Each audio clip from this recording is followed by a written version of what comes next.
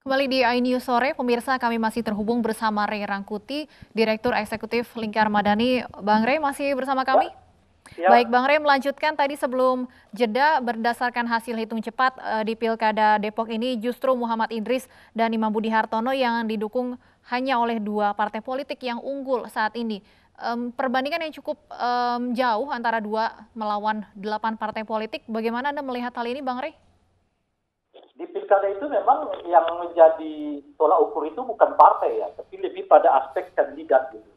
Semakin sering dikenal, semakin jauh dikenal, semakin banyak tingkat elektabilitasnya akan terkumpul gitu. Meskipun pendukungnya hanya dua atau tiga dan bahkan pada tingkat tertentu kandidat independen pun bisa menang di pilkada.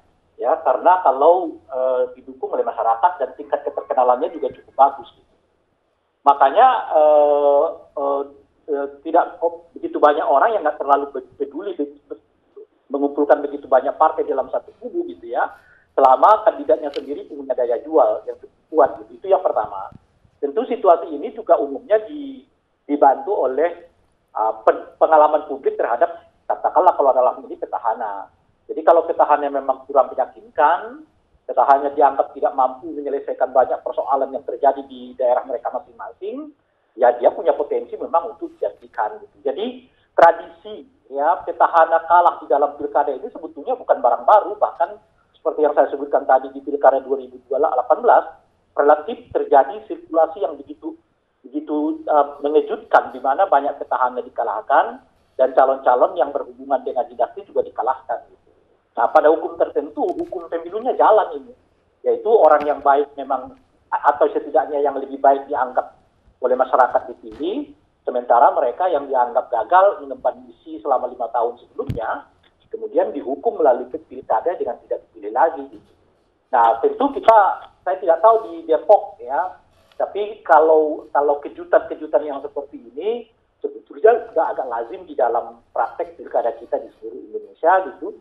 Justru yang agak mengejutkan di pilkada 2020 ini relatif karena petahana dapat memenangkan banyak ya apa namanya itu daerah gitu ya, dan ditambah dengan dinasti gitu ya.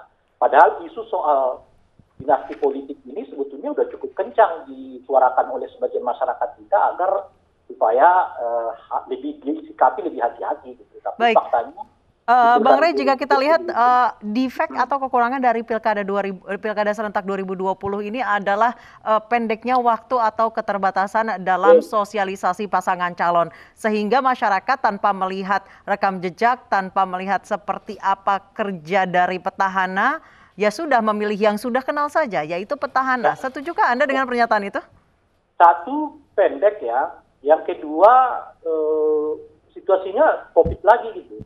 Jadi mereka yang sebetulnya tidak punya waktu yang cukup untuk memperkenalkan diri kepada masyarakat, saat yang bersamaan dihadap oleh COVID kan gitu. Nah pada saat yang bersamaan kemampuan mungkin ya mobilisasi pengenalan sang calon ini melalui berbagai event juga agak kurang.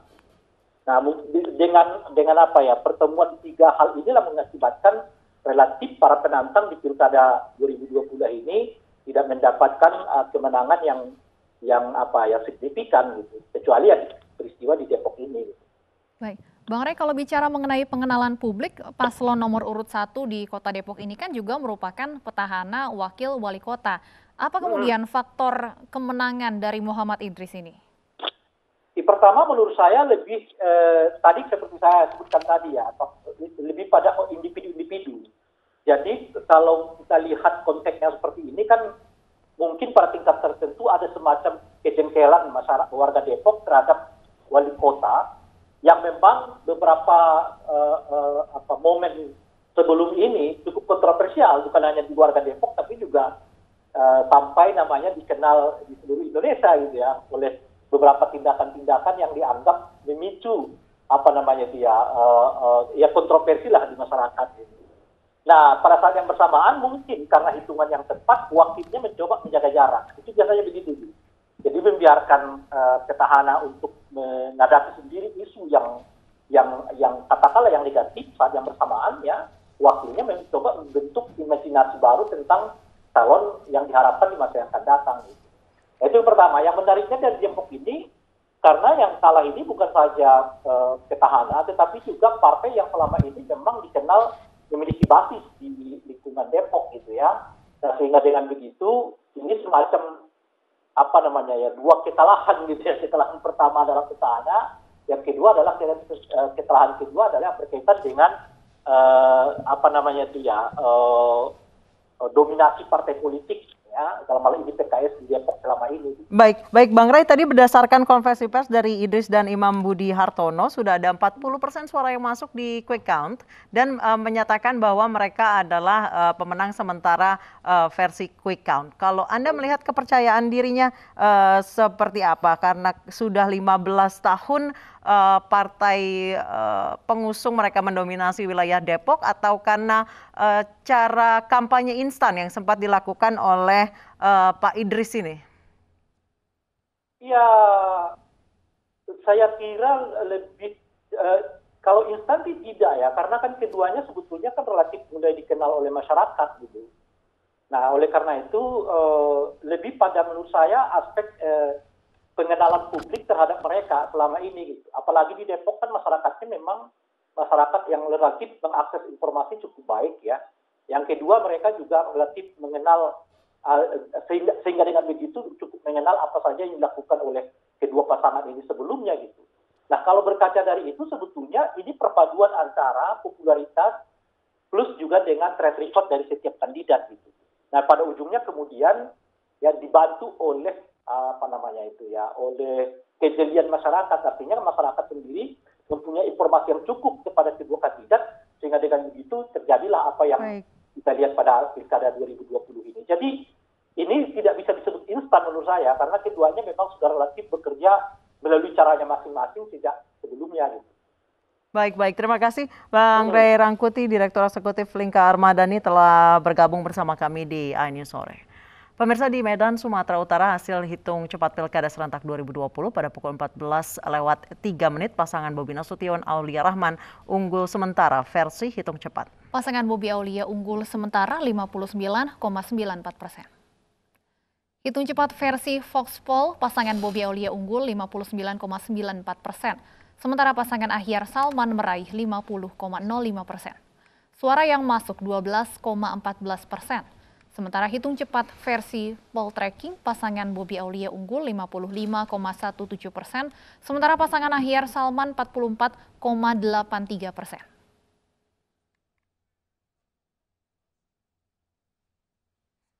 Hitung cepat versi Populi Center, pasangan Bobi Aulia unggul 51,93%, sementara pasangan Ahyar Salman memperoleh 48,07%. Dalam Pilkada Medan, pasangan Ahyar Salman didukung Partai Demokrat dan PKS, pasangan Bobi Aulia didukung PD Perjuangan, Gerindra, PAN, P3, PSI, Hanura, Golkar, dan Nasdem. Dan pemirsa, bagaimana suasana terkini dari sejumlah posko pemenangan pasangan calon yang unggul versi hitung cepat? Kita menuju ke Medan, Sumatera Utara bersama Febrina Permata dan Anissa Rizkia di Solo, Jawa Tengah. Kita menuju ke Medan terlebih dahulu. Febrina, apakah saat ini pasangan Bobi Aulia sudah memberikan pernyataan atas hasil atau keunggulan versi hitung cepat? Ya, Nisa dan juga Stefani, ini kegiatan nonton bareng penghitungan hasil suara pemilihan wali kota dan wakil wali kota Medan masih terus dilakukan di posko pemenangan Bobi Aulia di Jalan Putri Hijau Medan, di mana hingga saat ini kehadiran Bobi dan juga Aulia sangat ditunggu-tunggu oleh para relawan dan juga para pendukung. Hal ini dikarenakan dari hasil hitung cepat yang dilakukan oleh beberapa lembaga survei terverifikasi. Ini menunjukkan bahwa hampir 100% data yang sudah dikumpulkan, pasangan calon nomor urut 2 Bobi Aulia ini unggul dibandingkan dari pasangan calon nomor 1 Ahyar Salman, di mana bahkan ada berdasarkan informasi yang disampaikan oleh tim pemenangan Bobi Aulia bahwa ada salah satu lembaga survei, yakni media survei nasional Median, di mana menunjukkan hasil data 100% yang sudah dikumpulkan menunjukkan bahwa pasangan Bobi Aulia ini unggul dengan hasil 55,52%, sementara pasangan Ahyar Salman ini memperoleh 44,48% suara dari masyarakat Kota Medan. Tentu saja hal ini menimbulkan antusiasme dan juga optimis dari para relawan dan juga pendukung karena menganggap bahwa hasil ini nantinya akan sama dengan hasil yang dikeluarkan oleh pihak KPU Kota Medan. Namun hasil dari quick count ini tentu saja tidak bisa merepresentasikan hasil yang dikeluarkan nanti oleh KPU Kota Medan, dan tak sedikit juga hasil tersebut bahkan bisa saja sama dengan hasil yang dikeluarkan oleh pihak KPU. Nah, hal itu menjadi tolak ukur dari para relawan dan juga para pendukung bahwa hasil tersebut nantinya diharapkan akan sama dengan hasil dari proses rekapitulasi penghitungan suara yang dilakukan oleh pihak KPU dan nantinya akan sesuai dengan apa yang diharapkan oleh para pendukung dan juga para relawan. Dan hingga saat ini pihak relawan dan juga pendukung di posko pemenangan ini masih terus menanti kehadiran dari Bobi Aulia untuk memberikan keterangan dan juga klarifikasi terhadap kemenangan dari hasil hitung cepat pilkada tersebut. Stefani, Nisa. Baik, dari Medan selanjutnya kita menuju ke Solo. Di posko pemenangan pasangan Gibran Teguh Prakosa ada Anissa di sana. Anissa, seperti apa suasana terkini di posko pemenangan setelah Gibran Teguh dinyatakan menang telak melalui hasil hitung cepat? Maksud saya memang di lokasi tempat posko pemenangan Gibran dan juga Teguh ini masih dipadati oleh para pendukung. Semakin petang justru semangat dari para pendukung ini semakin terlihat begitu. Mereka beberapa kali menyuarakan yel-yel sebagai bentuk dukungan dan ucapan selamat kepada Gibran dan juga Teguh, di mana kita tahu bahwa hasil polling cepat suara sah pilkada serentak yang dilakukan di Kota Solo ini, Gibran dan Teguh unggul, persentasenya adalah 85,14%, sementara rivalnya yakni Bagio Suparjo, persentasenya yakni 14,86%. Dan dapat saya gambarkan tadi pada pukul 4:30 sore sempat dilakukan press conference dan juga Gibran memberikan statement kepada awak media begitu bahwa saat ini pihak Gibran dan juga Teguh masih menunggu hasil dari KPU tentunya, yang mana ada beberapa poin yang disampaikan bahwa terkait visi misi yang sudah dilontarkan pada saat debat pilkada begitu, yakni visi misi ataupun program-program yang nantinya akan diberlakukan oleh pasangan Gibran dan juga Teguh ini terkait percepatan pemulihan ekonomi, di mana di tengah pandemi ini memang itu menjadi sebuah sorotan yang harus dibenahi begitu. Demikianlah laporan sementara dari Solo, kembali kepada Anissa dan juga Stefani yang ada. Baik, terima kasih Anissa Rizkia melaporkan dari Solo, dan sebelumnya juga ada Febrina melaporkan dari Medan. Selamat bertugas kembali rekan-rekan. Pemirsa, ini sore masih akan kembali dengan informasi lainnya, tetaplah bersama kami.